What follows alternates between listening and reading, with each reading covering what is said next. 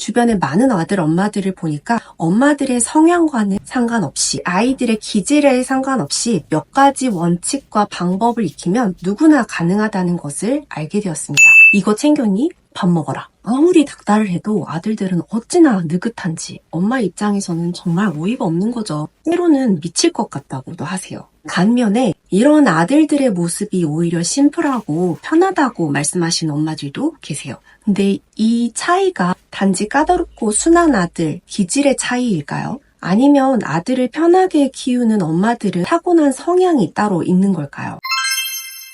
저는 지금 9살 쌍둥이와 8살 이렇게 아들 3명을 키우고 있어요. 이런 얘기를 하면요. 10명 중에 8명은 아이고 얼마나 힘드시겠어요 하시더라고요. 엘리베이터에서 저희 모자들을 마주치면 한숨부터 쉬시는 분들도 계시고요.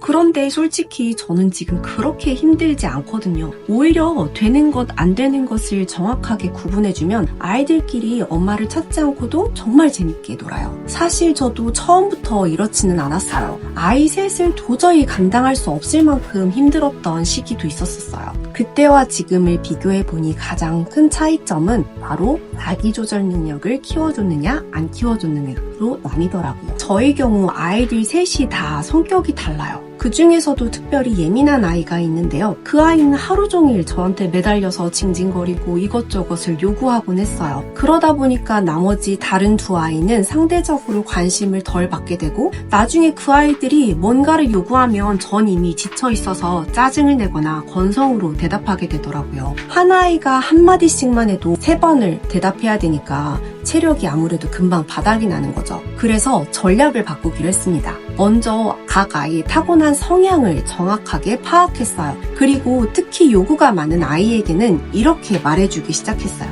엄마가 이미 여러 번 설명했잖아. 이번 한 번만 더 설명하고 이 질문에 대한 설명은 더 이상 안 할 거야. 반복적인 질문이나 불필요한 요구에는 더 이상 반응하지 않았죠. 물론 정말 모르는 것은 설명해주되 알면서 계속 묻는 것에 대해서는 이제 네가 충분히 알 수 있을 것 같은데 너가 한번 생각해볼까? 라고 대화를 이끌었어요. 놀랍게도 시간이 지나니까 아이의 과도한 요구가 줄어들었고 차례를 기다릴 줄 알게 되더라고요. 나중에 보니까 그 아이는 제 관심을 독차지하고 싶어서 그랬던 거였어요. 여기서 아이들은 모든 요구가 받아들여지지 않는다고 해서 크게 좌절하진 않는다는 거예요. 오히려 이런 작은 좌절을 경험함으로써 자기조절 능력을 키워나갈 수 있다는 거죠. 엄마들이 아이들을 특히 키우기 어려워하는 건 아이들의 행동과 엄마의 기대치 사이에 큰 차이가 있을 때인 것 같아요. 그럴 때 자꾸 안 돼 라는 말을 하게 되고 그러면서 점점 더 통제가 안 되는 악순환이 생기게 되더라고요. 반면에 편하게 아들들을 키우시는 엄마들을 보면 안 돼 라는 말 대신에 대안을 제시하는 경우가 참 많았어요. 거기 혼자 올라가면 위험하니까 엄마 손 잡고 해보자. 이 선 안에서 놀자. 집에서는 위험하니까 이렇게 해보자. 이런 식으로 말하는 거죠. 정말 안전에 위험한 상황에서만 안 돼를 사용하니까 아이들도 그 말의 의미를 좀 더 깊이 잘 받아들이게 되더라고요. 실제로 안 돼 라는 말을 너무 많이 사용하면 아들들은 안 돼 라는 말에 굉장히 무뎌지게 된대요. 하버드 의대 소아정신과 교수 연구에 따르면 아이들은 하루에 약 400번 정도의 안 돼 라는 말을 듣는다고 합니다. 이렇게 과도하게 부정적인 명령은 오히려 아이의 수능도를 낮추고 반항심을 키울 수 있다는 거죠. 그래서 수많은 전문가들은 이 아이들에게 부정적인 말을 많이 하지 말라고 이야기해요. 정말 중요한 순간 안 돼라는 말이 먹히게 하기 위해서는 그 외의 상황에 대해서 대안을 마련해 주는 게 정말 중요해요. 이렇게 하기 위해서는 엄마가 스스로 어떤 상황이 절대적으로 안 돼! 라고 말해야 되는 상황일까 기준을 세우는 게 중요하겠죠. 여기서 중요하게 생각해 봐야 되는 것은 나 스스로가 불안해서 아이에게 안 돼!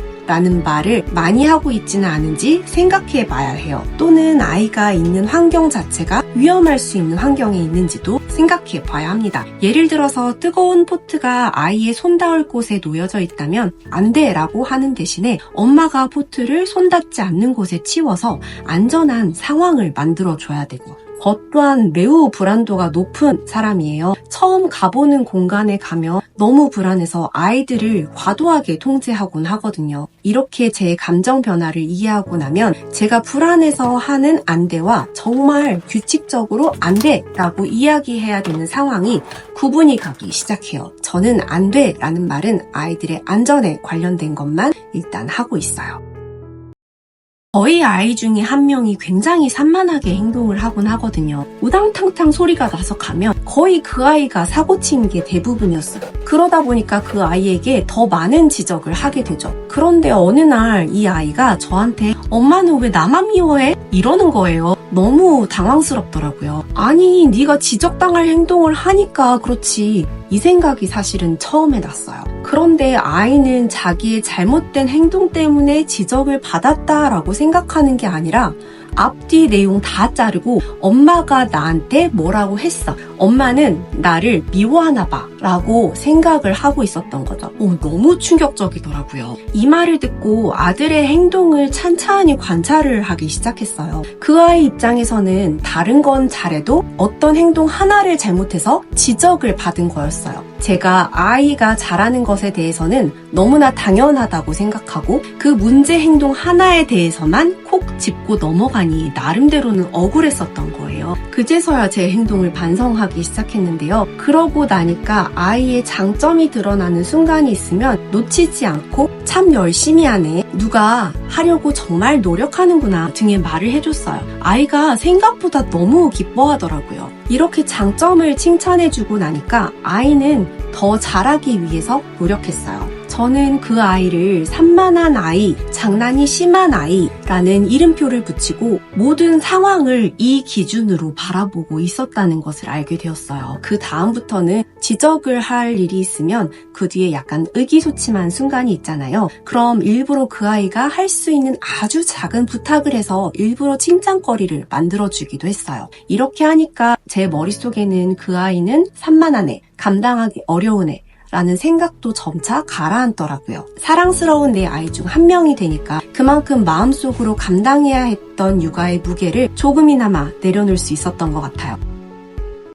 이런 말 들어보신 적 있으세요? 첫째가 딸이고 둘째가 아들이면 금메달이고 아들 셋은 목메달이라는 말이 있어요. 그만큼 아들 육아에 대해서는 대부분의 사람들이 선입견이 있는 것 같아요. 하지만 저는 이렇게 생각해요. 아이들은 우리가 어떤 눈으로 바라보느냐에 따라 달라지더라고요. 아들 셋을 키우는 게 힘들 거라는 걱정의 말씀을 듣다 보면 정말 그렇게 느껴질 때도 있어요. 그런데 아이들의 모습을 있는 그대로 받아들이고 각자의 개성을 인정해주니까 오히려 훨씬 수월해지더라고요. 메달의 색깔로 육아의 난이도를 정하는 게 아니라 우리 아이들 각자 가진 특별함을 발견하고 그것을 키워주는 게 진정한 금메달이 아닐까 생각해봅니다. 오늘 제가 말씀드린 것처럼 아이의 자기조절 능력을 키워주고 과도한 안 돼라는 말을 줄이고 아이의 개성을 인정해주고 현재의 모습에 집중하다 보면 아들의 육아가 생각보다 훨씬 편안해지실 거예요. 혹시 아들을 키우면서 이런 점이 어려워요 또는 이럴 땐 어떻게 훈육해야 되는지 궁금해요 한다면 아래 고정 댓글을 참고해주세요. 함께 고민하고 상담을 해드리도록 할게요. 그럼 오늘의 영상은 여기에서 마무리하겠습니다.